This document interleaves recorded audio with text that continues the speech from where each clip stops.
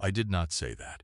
I filed it instead, the way I filed every transaction the Concordat's economy had ever priced. Because on my world, nothing moved between two people without a corresponding entry somewhere in a ledger.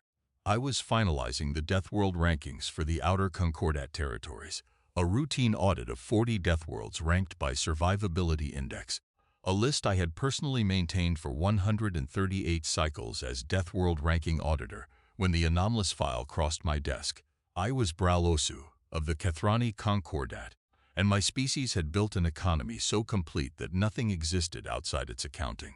Labor, kinship, gratitude, even grief carried a market value on Cathrani ledgers, because a civilization that could not price a thing could not be trusted to value it correctly. I did not carry a visible wound the way Deathworlder cultures counted cost in scar tissue.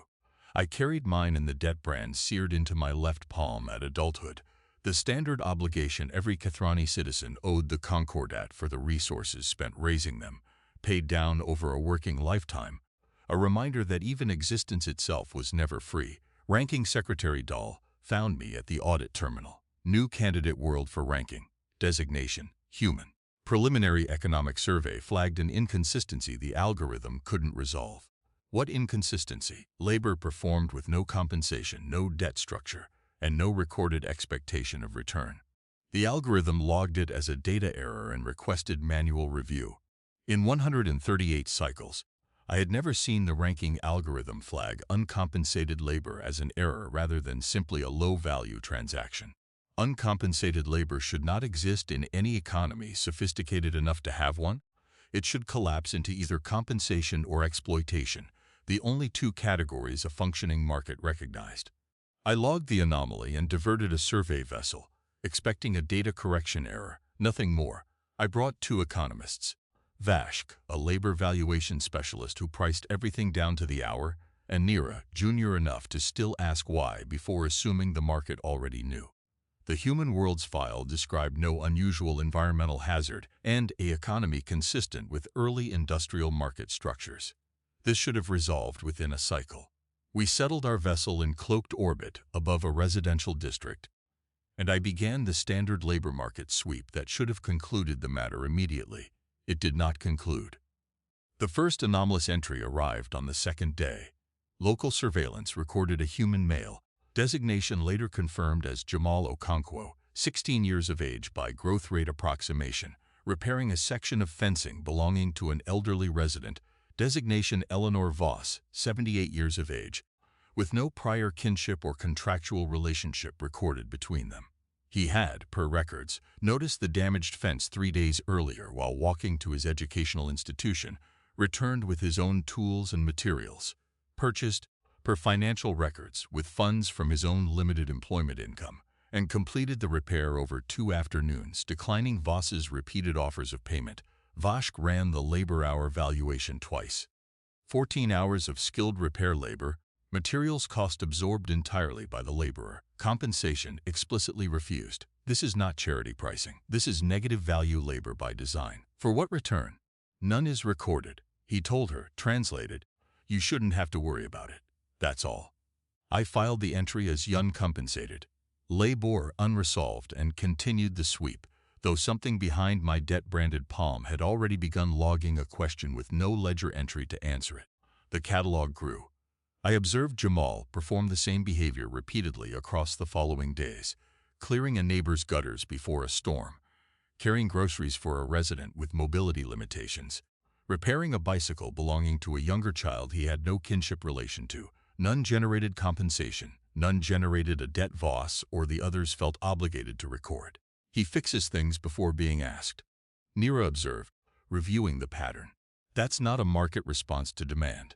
That's anticipation, without a contract requiring it. I did not have an answer. I filed the question. The pattern sharpened when I observed Voss attempt, again, to compensate him, offering a sum equivalent to standard market rate for the fence repair. Jamal declined, translated, "If I take your money, next time I see something broken, I gotta think about whether it's worth my time first. I don't want to think about it. I just want to fix it." He is refusing payment specifically to preserve his ability to act without calculation, Vashk said, disturbed in a register I had not heard from him before. He has identified that compensation would corrupt the behavior, and he is protecting the behavior instead of the income. The crisis arrived through our own failure. Our vessel's containment field fractured during repositioning on the 9th day.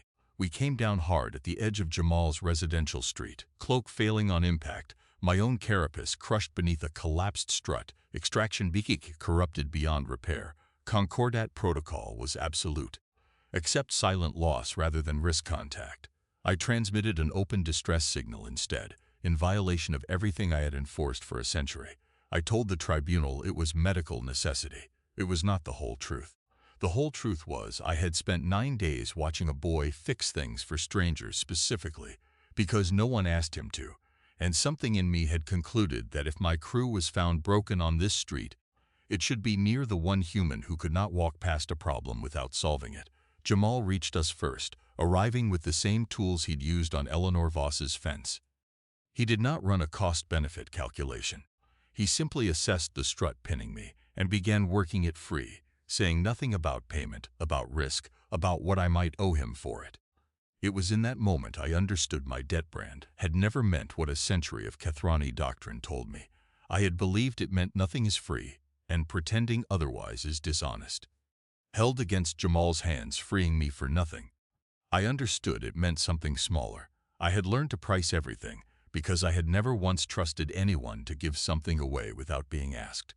The review came days later. I argued the case on evidence, not sentiment. A species whose most reliable labor came with no ledger entry at all could not be ranked last among Deathworlders for lacking formal economic structure.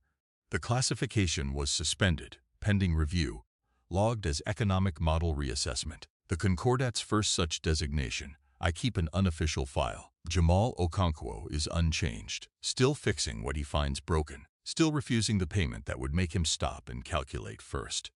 I do not look at my debt brand the way I once did. I understand now it meant I had learned to fear owing anyone anything. He had never been afraid of it at all. He simply decided some debts were better left uncollected. I do not know if I will encounter him again. I have already decided what I will do if it comes to that. I am simply waiting for the moment someone asks it of me.